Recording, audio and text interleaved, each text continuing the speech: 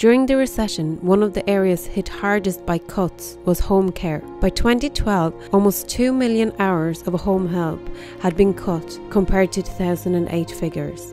While this has improved somewhat in the last few years, a report from Care Alliance Ireland in 2016 estimated a deficit of 1.6 million hours needed. I met two workers who explained what this means for them. Samantha, can you tell me a little bit about how the cuts that have been implemented in regards to home help has affected yourself and your life?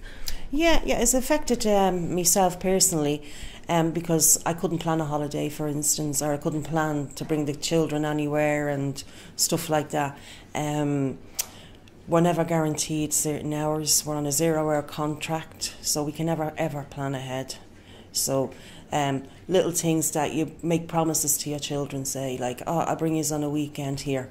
You can't promise them that, So there's nothing to look forward to, and you never know if you're going to wake up tomorrow and you have your rent money, food money, whatever, because you're never guaranteed a shilling in this job. And unfortunately, it doesn't only affect me, it affects my whole family. So they fall short, So I just think it's a disgrace. Cutbacks, not in this day and age. We work far too hard, for the work that we do, and we just don't get paid properly. So. Yeah, and how do you think it affects the people that you look after and the people that you care for? Personally, it affects them because they should have hour-long calls plus. But in a half an hour, which we mostly get half-hour calls, there's not a lot that we can do as carers. Like, you want to make them a cup of tea and give them their meds and silly little things like that, But it doesn't give you a lot of personal time with them to sit down and give them companionship, what they really need, because we could be the only person they see all day. So it really has got an impact on people like that, definitely. And do you think it impacts their health then as well? Yeah, their mental health, definitely. As I said, they probably won't see anyone from one end of the day to the next. And they sit there waiting on us. They're like, to be quite honest, like 2-year-olds, and they love seeing you coming in. And as I said, I'm a yapper. So I could yap for Ireland. I could sit here all day with you and talk. And that's what they love. They love sitting down, a bit of company. And definitely does affect their mental health. Yeah, and what would you like the government to do about this? Well, get rid of half hours for a start. As I said, a half hour is no good to anybody. Better conditions for the people that we care for, such as I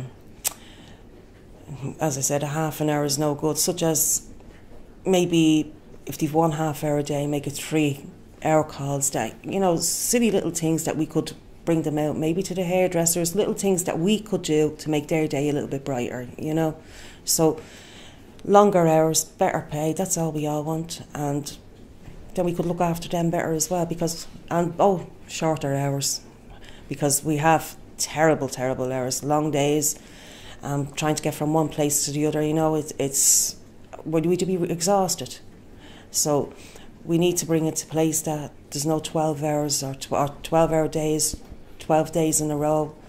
A rota room, 3 days 1 week, 4 days the next, the way they have it in a hospital or a nursing home, would definitely benefit carers. And why did you decide to become a home help?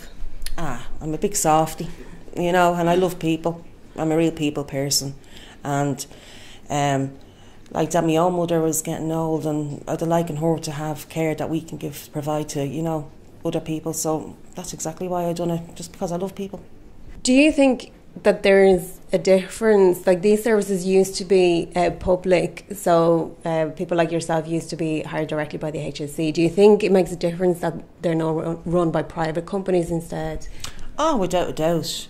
Because if you're working directly for the HSE, you have your rights, you have a pension scheme, you have your sick leave, proper holidays, plus there's no in-between man taking chunks out of your proper salary. So yeah, definitely the HSE, if you're working directly for them, it would help a lot of carers. And do you think then as well that money that the HSE then spend would be used better in terms of actually giving people the care that they need? Yeah, well, not necessarily the care that they need, because they get fantastic care, but it would implement extra hours, more clients. You know, they would be able to get rid of like that, the half-hour calls, and people will get proper hours where we can look after them in their home, the best of our ability, not having to rush. You know, we can sit down, we can talk to them, we can do anything that they need instead of always in a rush. And to me, the rushing part is the worst part of the job, because you actually feel like you're an ignorant person, and all you want to do is tell that person, look, I just want to be here, but unfortunately I can't because I'm under pressure. You know, so little things like that should change. I started just before the recession, so I'd be almost 11 years in community care. And we had begun from the voluntary sector, that's where we derived from. There wasn't so many private sector workers at that stage, you know, private companies delivering care. It was based around the health centres at that stage. And what happened then was the recession came. We were asked then if we could take cuts, not just to our hourly rate, but also to the likes of time. So they were cutting people's hours, travel allowance, so any sort of gratuities we were receiving got deducted as well.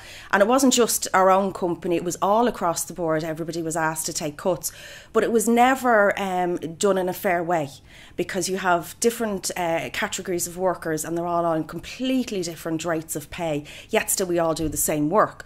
Then came along the requests of we need to be a bit more professional.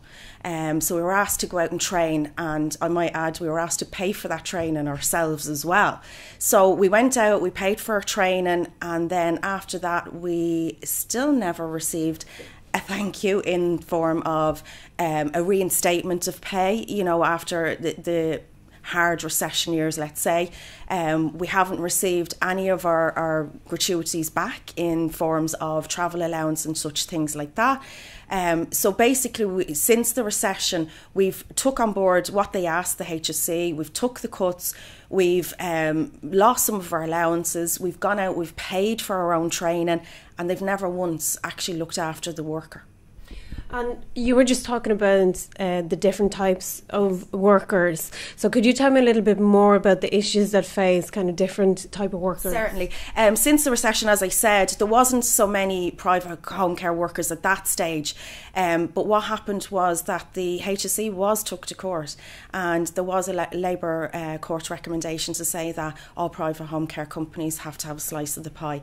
And then all of a sudden it just ballooned from that, whereby they were popping up every couple of weeks, new companies and things like that. And I just think it's really, really unfair that some companies can make profit from home care. You know, it shouldn't be. It's a vital, vital service that we need in the community. I mean, you don't know who's going to need it. It could be yourself, it could be your own parents. And I think that the onus is on the HSE to ensure, one, that we have a bit of regulation with it, that everybody's clear on the same standards, everybody's clear on the same policies and procedures, and that there's fairness as well, whereby if a home care worker, depending on their year's service, on their training and so on, they should be all on the same rate of pay. So that ensures that there is equality in within home care workers as well. So that's what I was saying, like it should be regulated. The different companies that you have, we've worked alongside them, so we could be working with a private home care company, we could be working with direct employees of the HSE, and it's funny because we all do the same work, yet still we're all in different rates, we all follow different policies and procedures. There's nothing that's clear within home care, and you really need to know what you're doing when you're out in the community to ensure that, you know, clients are safe and that you're safe as well as a worker. Certainly it has, because what's happened as well is you don't look after the workers, you won't retain them. They've introduced so many different things over the years, like I said, cutting hours to half hours. The 0 hour contracts is a major issue because you don't have a secure income. That does affect the workers in that you can't get an overdraft, you can't get a loan, you can't get a mortgage. You know, it's simple little things that you don't realise that it affects us not having a guaranteed income. As well as that then, as I said, we've took on board lots of other things as well in relation addition to having to pay for our own travel, our own phones. You're also on call an awful lot, because the problem is that you could be out from 8 in the morning till 8 at night. You wouldn't be pulling in 12 hours, work. You probably pull in maybe 6 if you're lucky. You could work those 6 hours back to back and not get a break. The pressure since they introduced the logging in and logging out, I totally agree with the reasons why we need to do it, because of accountability.